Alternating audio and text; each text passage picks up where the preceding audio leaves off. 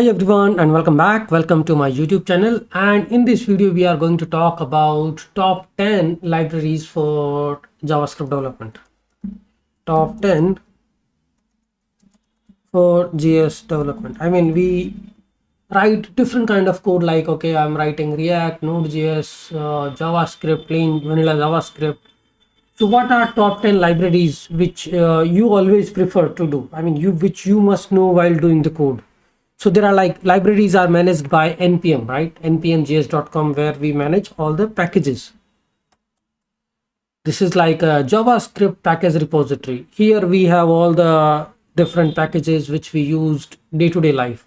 Either when we are writing in Node.js, JavaScript, TypeScript, React, Angular, any kind of code we are writing, we use these kind of libraries in day-to-day life. So what are top 10? I mean, there is no specific list, but I will copy that list from one of my blog that gives us a little glimpse. Okay, this doesn't look good that much. I will try to segregate it. So Lodash, Moment, Async, NodeMoon, Debug, ESLint, Mocha, Chai, Istanbul, or now you can call it as a jest, because Istanbul is now deprecated. We can just still use jest. Okay, these are some of the packages which has like, okay, billions in the downloads, right? And yes, these are really very popular because these are used by all different things. Either you write a front end, back end, and all. Lodash, right? So if you talk about simple Lodash code, Lodash is just like a utility helper, and obviously it doesn't ask you to write a simple, I mean, you don't need to write your utility codes when you are using this library. Simply you just import it, require it, and then you can start using, okay, you can load a particular method from the category like object, add, curry, or you can just, this is actually utility helper, and you can actually use required methods from the Lodash library. It's like same as the Moment is and Day.js. Like if I talk about Day.js, this is also one of the important libraries, same as the Moment. It's like very lightweight. I mean, we always had an issue with the Moment that it's the sizing of the Moment.js is huge, and that's why we are not able to use it or appropriately while we do the bundling, right? So if you talk about simple Day.js, right, this is how you install Day.js, and then you can install it something like this. So it is help you to format the date in the particular format.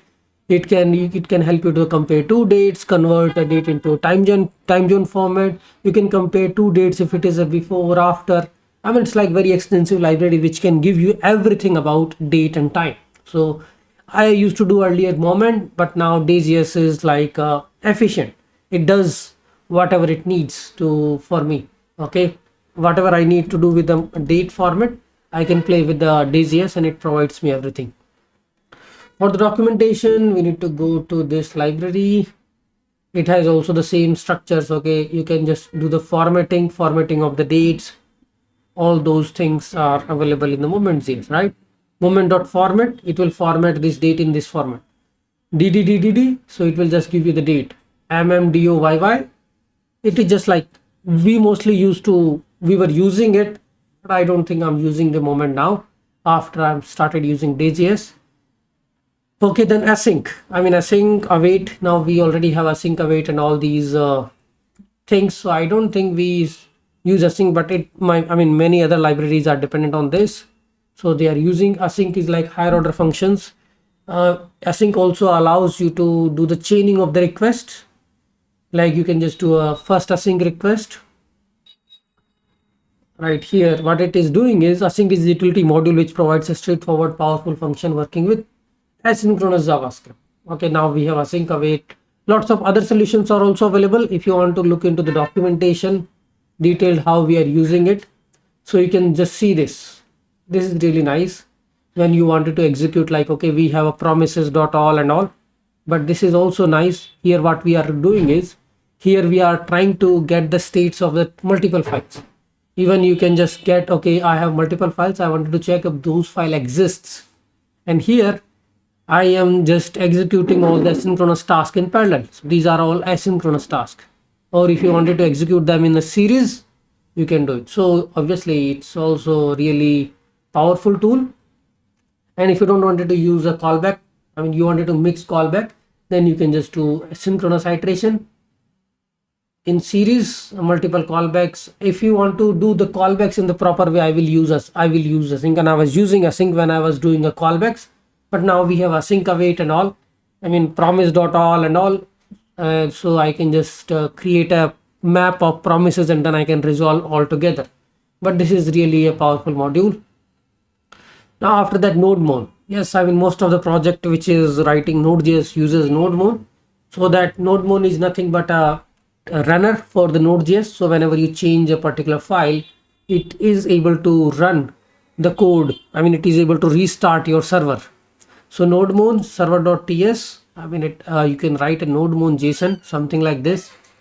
So what it does is, when I'm talking about JavaScript TypeScript file, it will ignore these files. Apart from that, whenever you change any other file, it will restart with this particular delay.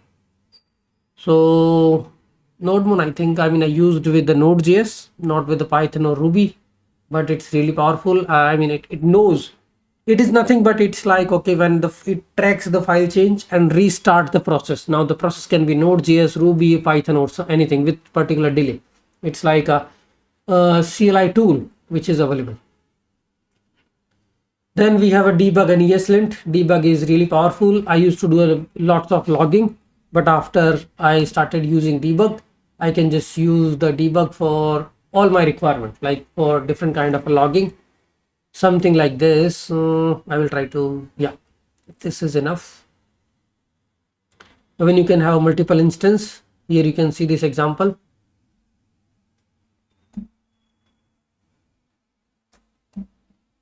Or I will talk about a simple example in ES7, import debug from debug, and here const verbose equal to debug, and here I can just put my expression using which I will be adding the logger statement, like API verbose and controller.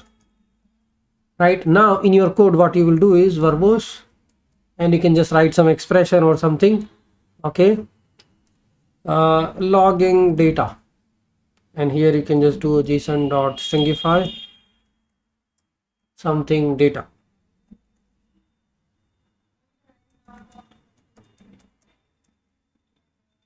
Okay, so what it will do is it will print this expression, it will check, and you also need to enable the debug in your global expression, like export debug.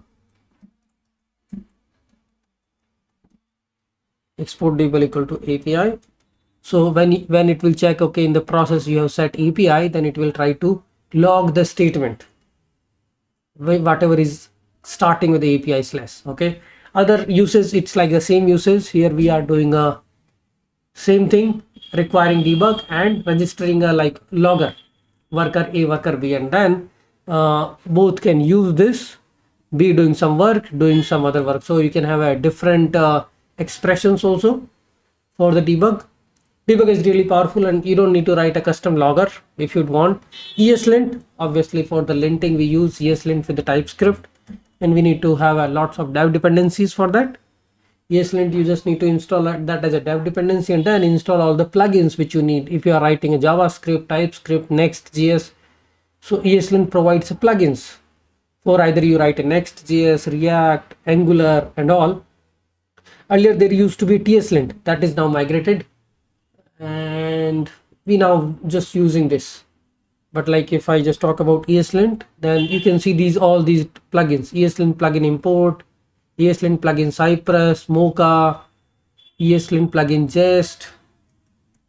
If I try to see ESLint TypeScript, this should be some module. Yeah, you can see ESLint TypeScript types, ESLint TypeScript, all these modules you needed for your application. Now Chai and Jest. Chai, I mean I used to do with the Chai, Istanbul, NYC and all. Now I have replaced everything with a Jest. Jest is more than enough for testing. Jest and Jest CLI, either you are writing React, Angular, any. It's like a task runner.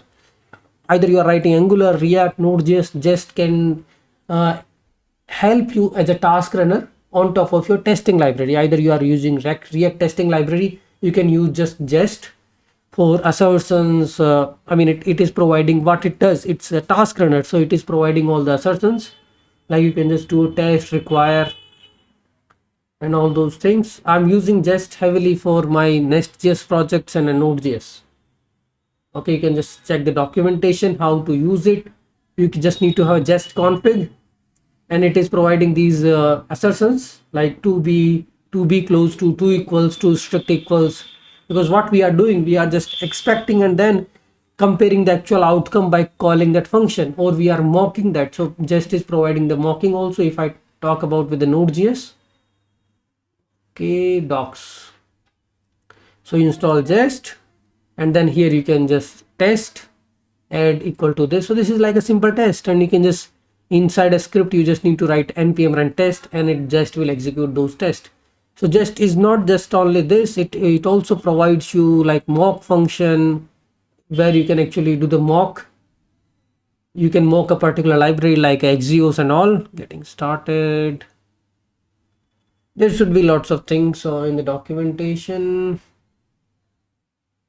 if we explore that, but this is really powerful library. You must explore it. And obviously Express is really powerful and really useful. I mean, Node.js comes with HTTP, but if you wanted to have unopinionated MVC web framework, then you can use Express. Now there are lots of other framework also available, not only Express.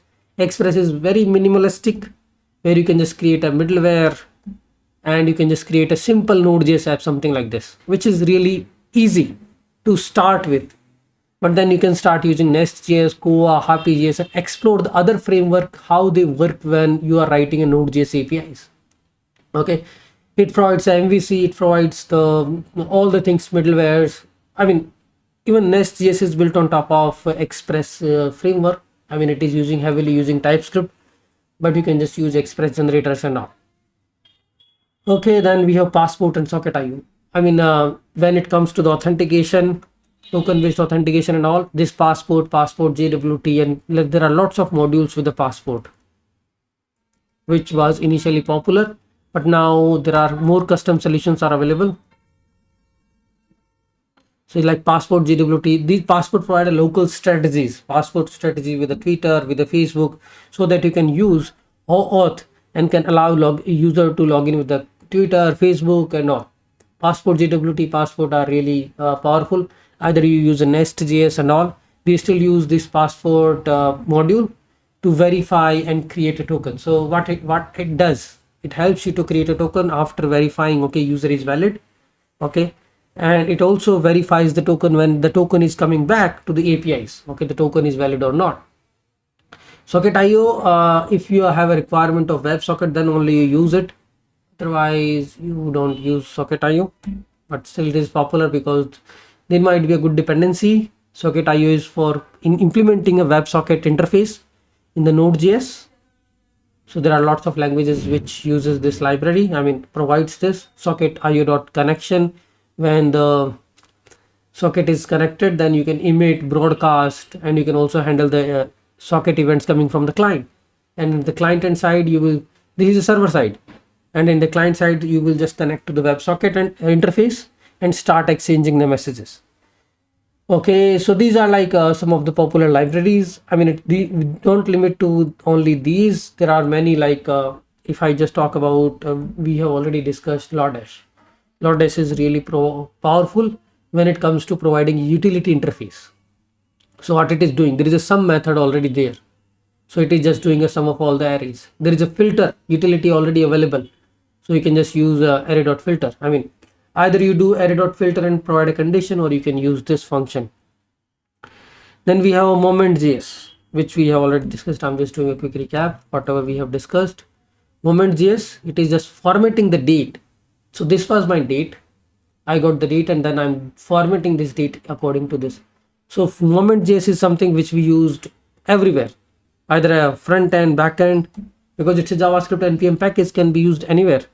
NodeMailer is actually used and the API side when you wanted to send an email. So either you can use Gmail transport or something, create your mailer options, and then transporter.send email. All the mail options I mean, now there is a SendGrid, also provides SendGrid email utilities and all. So there are lots of other libraries to send email, but NodeMailer is still popular. Then Axios to make an external interface, external call to any HTTP GET, put, post, delete page. You can use Axios. Then we have Winston, Morgan. I mean, these are the logging libraries, same as debug. Like I'm using a Express, and I can register this Morgan as a middleware. You can see this is how we register a middleware for Express app, right? And Bcrypt is another more required module, because whenever we write APIs, we need to hash the password. We cannot store the password into the plain text. So what we do is a Bcrypt, we require it. It's just like, okay, you need to take care of the versioning, because Bcrypt is, I think, a core module written in C and C++. It's not a native module. It's a native module written in vanilla C and all. It's not a pure JavaScript. So bcrypt.hash, you pass the password and you pass the salt value. It will give you the hash value of the password, which you can also decrypt back and compare. So it provides two methods, bcrypt.hash, bcrypt.compare.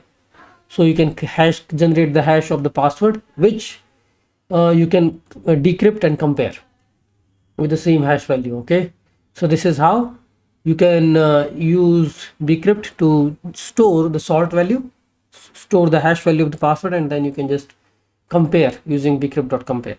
Okay, so these are some of the other libraries. I mean, there are many. It's not like, okay, these are the only libraries we use in day-to-day life. Prettier, ESLint. You can also start using the monorepo, Lana and all, Lodash, Moment.js. What else? I think these are some of the things, because if you can segregate these libraries into different segments, for API building, for utilities, how I divide them. For API development, okay, API development, I can use Express. Then for environment management, we use .env, right, which I forgot. API development, you can use Express, Nest.js, Koa. These are all NPM modules. Environment management, for logging, you can use a Morgan, you can use a Winston, or debug. Just write a simple verbose logging. Now for environment management, for database, obviously you can use a MySQL, Postgres, PG, MySQL, or you can use a Prisma for as a ORM, like Prisma, TypeORM. There are many libraries then. TypeORM, SQLize. Okay. And then this is ORM database, database connections for API development, environment management for logging, and what else we need? Logging, environment management, and for like async. Promises are native to JavaScript now in from ES6. So async. Otherwise, we are already using async await, Day.js for the timer. And for scheduler, you can just use a Node.js events, which is native. I mean, you don't need to include any other module. I'm just trying to remember what all other modules you can use. NodeMoon for the sending email. Okay, rest are all our other integration packages which you can focus. Okay, so this is all about all the different packages you might need while doing a Node.js development or API development, front end, back end. These are like core NPM packages, and these packages can be required by anything, front end, back end. It just need to have a package JSON, either using yarn package manager, pnpm package manager, or npm package manager.